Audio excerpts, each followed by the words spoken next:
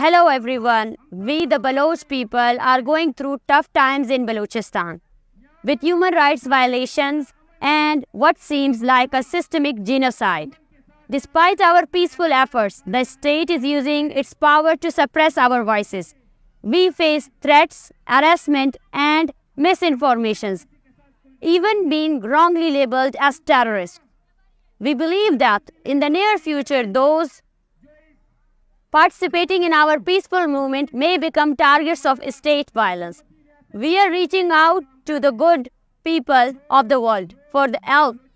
We have started this petition to shed light on our struggle and seek justice. We ask nations worldwide, and particularly the UN, to send a fact-finding mission to investigate the human rights violations in Balochistan.